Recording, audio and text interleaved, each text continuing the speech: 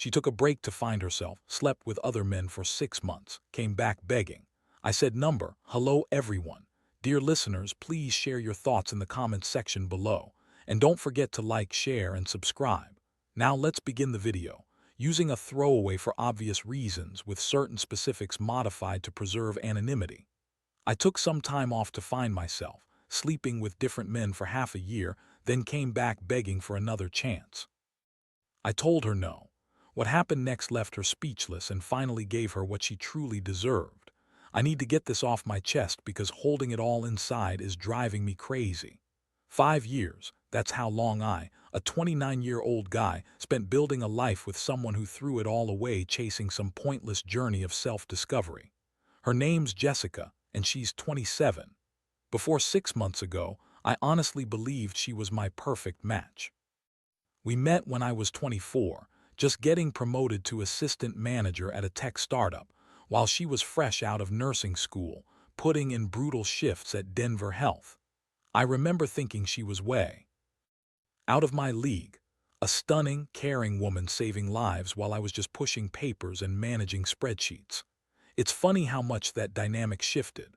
By the time everything fell apart, I was earning around $95, $0 as an office manager supervising over 20 people, while she made about $72, $0, and constantly bitched about burnout from the ER. Money was never really an issue between us. I handled most of the bills so she could save and invest in her future. I wanted us to build something real together. 3 weeks ago, she came home from a particularly rough shift. Some kid had died in the ER and she was visibly shaken. I held her as she cried, cooked her favorite dinner, and made her a bath. Stuff I'd done 100 times before, but this time, something felt different. She kept staring at me like she was seeing a stranger. After her third glass of wine, she said, "We need to talk." Her voice was trembling. My gut knew before my brain did. You know that feeling when the room suddenly drops 10 degrees, when your body kicks into fight or flight, even though you're just sitting on your own couch. I need a break. Those 3 words hit me harder than any punch I've ever taken. I asked her what she meant. Were we breaking up? Was there someone else? Did I do something wrong? She said, "It's not you," like it was some cheesy line. I just don't know who I am anymore. Between work, us, everything, I've lost myself. She told me she needed time to figure out who she was without being anyone's girlfriend or nurse. The suitcase by the door should have been my first clue. This wasn't a discussion, it was an announcement. She'd already made up her mind, packed her things, and decided I wasn't part of whatever journey she was about to take. I didn't beg. Pride kept me from it, even though every fiber of my body wanted to. Instead, I asked practical questions. How long would she be gone? Where would she stay? What about our lease? What about us? She kept saying, "I just need time, maybe 6 months." She was going to stay with her nursing school friend up in Aurora. She insisted it wasn't about anyone else.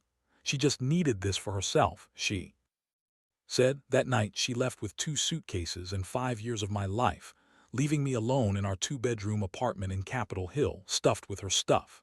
She didn't even bother packing her scrubs from laundry, her coffee mug in the sink, or the hair ties scattered everywhere. I'm not weak. I run a department, make tough decisions daily, and fire when needed. But that first night, sitting alone on our bed, I felt something break deep inside me. Not my heart, something more basic. Like the operating system of my life just crashed, and I had no backup. The next morning, I did what I always do, shut everything off emotionally, and threw myself into work. I got there early, stayed late, buried myself in projects. My team probably thought I'd lost it, caring about every little detail, but nobody questioned the guys signing their reviews. Now, 3 weeks have passed. I come home to an apartment that feels more like a museum of our relationship than a home. 3 weeks of friends asking where Vanessa is, and me having to explain she's taking some time for herself. 3 weeks of compulsively checking her Instagram every night, like a damn addict. That's where things got even more interesting.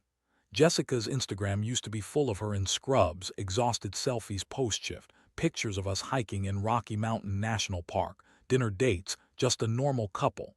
But about a week after she left, everything changed. First, it was a flurry of new workout shots. Maybe she was hitting the gym to deal with stress that I could understand. Then came the party pics, her in dresses I'd never seen at clubs we'd never been. Dancing with strangers I didn't recognize. Fine, I thought she's exploring, finding herself, whatever that means. But then last night I saw a post that made me start writing all this down. It was her in a bikini I definitely didn't buy for her on some beach in Miami with a dude's arm around her waist. The caption, "Sometimes you've gotta lose yourself to find yourself." Her nurse friends commented, hyping her up, "Yes, queen, living your best life. You deserve this." But what exactly did she deserve? A vacation she couldn't afford when we were together. That bikini, the one that probably cost more than she used to spend on groceries in a month, with a bottle of champagne in the background. I'm not stupid. I know what finding yourself really means. It's a fancy way of saying she wanted to cheat without feeling guilty. She wanted to get her freak on with new guys, living some social media fantasy without the boring guy who actually cared about building something real. My buddies keep telling me I should block her, move on, focus on myself. That's what I'm doing. I crushed a big project presentation yesterday, got hints about a promotion. I started hitting the gym before work at 5 a.m. and I cleaned out her side of the closet, donated her clothes. I'm moving forward. But what's eating me alive is this: she's coming back. They always do, right? When her money's gone, when those guys stop calling and she finally realizes that finding herself just means making stupid decisions, she'll be knocking on my door crying, begging, promising to be better. And when that day comes, I need to be ready, not to take her back. F that. I need to show her what she threw away, to remind her of what she could have had if she hadn't decided 5 years of love, stability, and growth weren't enough. I'm not a vindictive person, that's not my style. I build teams, solve problems, find solutions. But honestly, there's a part of me growing stronger every day that wants her to feel what I feel, to understand that some breaks can't be fixed. Some journeys lead nowhere. For now, I'm focusing on myself. But I'm also staying aware, taking screenshots, documenting everything. Because when this all blows up, and it will, I want proof. She wanted to find herself. Fine. But she'll lose everything else in the process. 3 months after my last update, holy shit. The support I got on that post was overwhelming. If you're asking for an update, buckle up.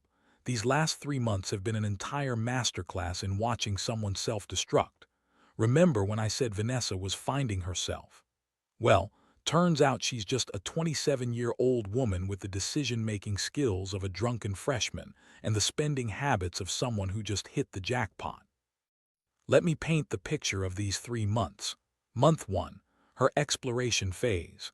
She moved from Aurora to a trendy studio in Lodhu that I know costs at least $1, $200 a month.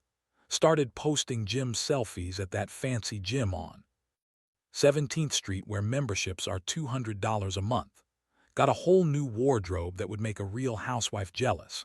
Then there was a Vegas trip with her friends, basically Nurse Escape 2023. Month 2, the living my best life phase. Miami trip I mentioned, now turned into a week-long binge based on her stories. Scottsdale for some so-called wellness retreat that looked more like a pool party with social media models. She started posting cryptic quotes, growth. Knowing your worth, you get the idea. Then came all the latest gadgets, new iPhone, new MacBook, basically new everything. Month 3 was when her mask slipped. The steady stream of designer posts slowed down. Same cycle of random guys appearing in her stories. She went from exclusive restaurants to bottle service at clubbing spots that looked more trashy than classy. She even posted a story crying about how exhausting her journey was. Now I know her savings. She had maybe $15, $0 in the bank, planned carefully with me. But based on my calculations, and yes, I made a damn spreadsheet, she's blown through at least $25, $0 in just 3 months. It doesn't add up unless those random dudes are footing the bill. Meanwhile, I've been building my life. Got that promotion I mentioned, $115, 0 plus bonuses. Moved into a swanky loft in Reno. Bought the Audi S5 I'd been drooling over.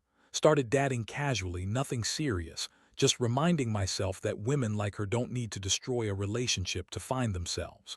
My Instagram, just a highlight reel, my success, my new car, my nice apartment, dinners, weekend trips. I don't bother with thirst traps or motivational quotes. Just a guy living his best life. That's when her texts started first, her friends reaching out, "Hey, I heard about your promotion, congrats." Testing to see if I was still hung up on her. Then the accidental text, "Sorry, meant to send this to someone else." Sent at 2 a.m. 3 times in 1 week. But last week she made a major mistake. Nurses have to maintain professionalism, integrity and stuff. And when you call in sick to party in different states and post proof online. Yeah, her supervisor's following her on Instagram. That's when she called me crying, actually sobbing, not just texting, saying, "I think I'm going to lose my job. HR wants to meet about my attendance." I asked, "Why are you calling me? We're on a break, remember?" I told her to be honest, take responsibility, and figure it out. What I didn't tell her was that I'd already heard Denver's medical scene is small and she was on thin ice with no-shows, hungover mornings, distracted shifts. That kind, caring nurse, gone, replaced by someone more interested in planning her next trip than saving lives. The worst part, that studio apartment she couldn't afford. Yeah, she's 2 months behind on rent. All that financial stability she threw away, gone. Turns out that kind of security mattered. Meanwhile, I'm thriving. My team just landed a big deal and my bonus is looking like a lottery win. I've also been seeing a lawyer, Sophia, who owns her place, drives her own Tesla, and thinks taking a break to party is something only high schoolers do. But here's the kicker. I kept everything. Every post, every story, every tagged photo of her with random guys. Every day she claimed to be resting. Every Miami and Vegas post. Not because I'm bitter, okay, maybe a little, it's because I knew it would come to this. She's spiraling, and it's only a matter of time before she shows up at my door again. And when she does, she'll realize that some bridges, once burned, don't get rebuilt. They leave you stranded on an island of your own making. Stay tuned, brothers. The final act is coming and it's going to be epic. 6 weeks later, it's worse than I thought. The chickens have come home to roost and they're covered in the shit of bad decisions. I was wrong. She didn't come to my house. She showed up at my office. Let me set the scene. Tuesday, 2 p.m., I'm in a meeting with the CEO and some investors, talking about big deals, expansion plans, crucial stuff. My assistant taps me. She never does unless it's an emergency. Vanessa, in the lobby. She says it's urgent. The CEO, who knows my story from a few drinks, just raises an eyebrow. I excuse myself, promising it'll just take 5 minutes. She looked rough, definitely not homeless rough, but like she hadn't slept in days and stopped caring about makeup. Designer clothes, replaced with old leggings and a hoodie I recognized as mine. The confident party girl from Instagram was now someone who looked like life had hit her with a semi-truck. "We need to talk," she said. "Then talk," I replied, glancing at my watch. "You have 4 minutes." She started crying big ugly tears right there in the lobby. The security guy started moving closer, but I waved him off. Let everyone see what happens when you gamble with someone's heart and lose. She spilled everything, that she lost her job over attendance issues, got evicted, maxed out her credit cards. The Miami guy, married now, she found out when his wife DM'd her. The Scottsdale guy. All he wanted was her for bottle service, living off her tab.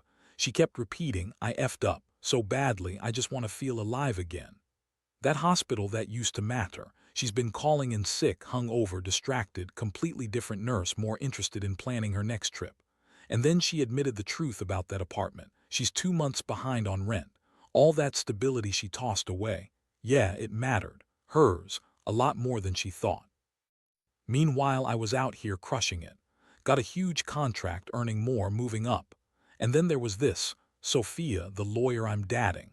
She owns her own place, drives her Tesla, and thinks taking a break too. Party is just high school nonsense. While Vanessa's spiraling, I've been keeping all her posts, her stories, photos with strangers, everything. Not out of bitterness, but because I knew this day was coming. She's unraveling faster than she ever wanted to admit. When the dinner was over, I slipped away to the bathroom. And there she was, waiting in the hallway, not creepy, just there, like she was hopping for this moment. "Looking good," she whispered. "Happy?" I nodded. "Yeah, I am." I looked her in the eyes. Sophia's wonderful. Then she paused, almost crying. I'm sorry for everything. I know it doesn't matter now, but I want you to know I get it. I said, Vanessa, you didn't lose me. You threw me away. You packed your bags, left, then spent 6 months with anyone willing to buy you a drink. You told people I was controlling, boring, that I held you back. You posted about finding yourself, I continued, but really, you were just chasing new DKs. Now, when the money's gone and the party's over, she's trying to come back. She tried to cut me off, but I didn't stop. I found someone too. Someone who doesn't need to destroy 5 years to figure out who she is. Someone who believes that commitment and stability aren't boring. Someone building a real life, not burning through savings for Instagram likes. She whispered, please, I have nowhere else to go. I shot back, maybe think about that before you left your safe place, the one person who actually cared.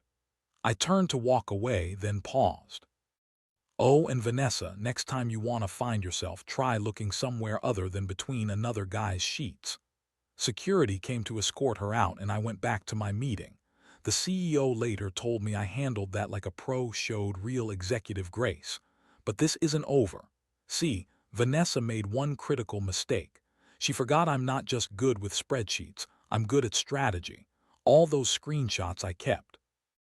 They became relevant when she started trying to spin her story, posts about how I abandoned her, how heartless I was. So I did what any man with integrity would do. I posted publicly, tagging her and our mutual friends, clarifying everything. Let me make this clear, you left. You chose the party life over us. You preferred Instagram validation rather than true love. I chose to move on, the harsh truth. Her choices have consequences.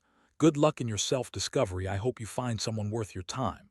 As I compile her last 6 months in a montage, beach pics, club videos, her living my best life caption, an immediate response from her family and friends came pouring in. Her sister messaged me privately saying, we had no idea. She said you were abusive, controlling her money. We're sorry. Her dad, a proud Filipino man, cut her off completely after she shamed the family. And here's the kicker. Remember the married guy from Miami? His wife saw my post, connected the dots, and filed for divorce, naming Vanessa as part of the proceedings. Turns out, there are real consequences for messing with married men beyond karma. Last I heard, she moved back to her parents' place in Colorado Springs, broke, jobless, with no savings, and all her social media memories. She traded a man willing to give her everything for half a year of partying that cost her everything. Me? I'm good. I'm engaged now. Sophia and I are planning a wedding, buying a house in Cherry Hills, starting a family, building what I always wanted with someone who truly wants it with me. Vanessa, she'll probably be serving champagne at our engagement party. I'll tip her well. She taught me the most valuable lesson in life. When someone shows you who they are, believe them. So peace out, brothers. I've found my queen. And the woman who wanted to find herself. She's still lost, serving appetizers to the life she left behind. Thanks for sticking around till the end. If you liked this story, don't forget to like, share, and subscribe.